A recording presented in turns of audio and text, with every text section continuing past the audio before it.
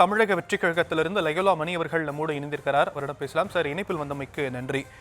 சமீபத்தில் நடந்த சிறப்பு பொதுக்குழு கூட்டத்திற்கு பிறகு தமிழகத்துல 4 முனை போட்டி அப்படிங்கிறது உறுதியாகி இருக்கு. உங்களுடைய தலைமையில தான் கூட்டணி.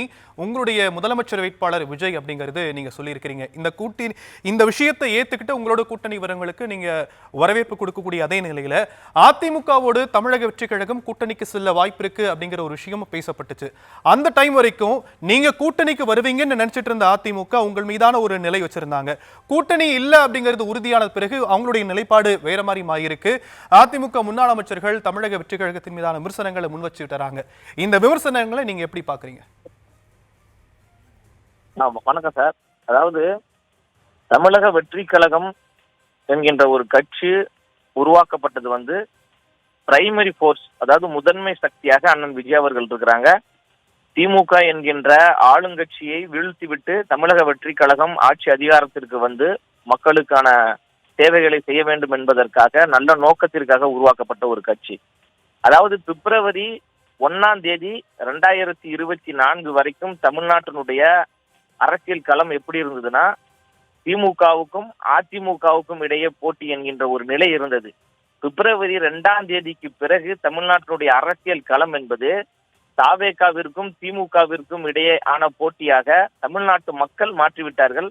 அந்த அளவுக்கு மிகப்பெரிய ஒரு தாக்கத்தை தமிழக வெற்றி கழகம் ஏற்படுத்தியிருக்கு.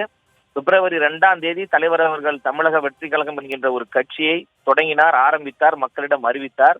அன்றிலிருந்து இந்த நிமிடம் வரை தமிழ்நாட்டு மக்கள் விரும்பும் முதல்வர் வேட்பாளராக அண்ணன் விஜய் அவர்களை பார்க்கிறாங்க. நாங்களும் முதலமைச்சர் வேட்பாளராக அண்ணன் விஜய் அவர்களை தான் நாங்கள் முன்னிறுத்திருக்கிறோம். தமிழக வெற்றி கழகத்தின் தலைமையில் தான் கூட்டணி. முதலமைச்சர் வேட்பாளராக அண்ணன் விஜய் அவர்கள் தான் இருப்பார்கள் என்பதில் எந்த மாற்று கருத்தும் இல்லை.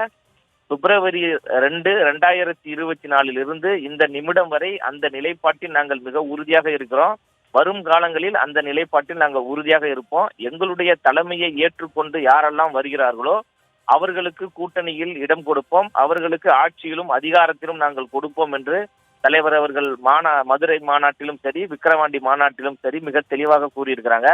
எந்த இடத்திலையும் நாங்கள் அதிமுகவோடு கூட்டணி வைக்கிறோம் என்று நாங்கள் சொல்லவே இல்லை. அப்ப அந்த அடிப்படையில தான் நீங்க பார்க்கணும். தவிர தமிழ்நாட்டு அரசியல் களம் என்பது தாவேகாவிற்கும் திமுகவிற்கும் இடையேயான ஒரு போட்டியாகத்தான் களம் மாறி இருக்கிறது. அந்த அடிப்படையில தான் 2026 சட்டமன்ற தேர்தலும் அப்படித்தான் அமையும் என்பதில் மக்களுடைய கருத்தாகவும் இருக்கிறது. பல அரசியல் ஆர்வலர்கள், சமூக செயல்பாட்டாளர்களுடைய, பத்திரிகையாளர்களுடைய கருத்துக்களாகவும் இருக்கிறது. களம் என்பது தாவேகாவிற்கும் திமுகவிற்கும் இடையேயான ஒரு போட்டி தான்.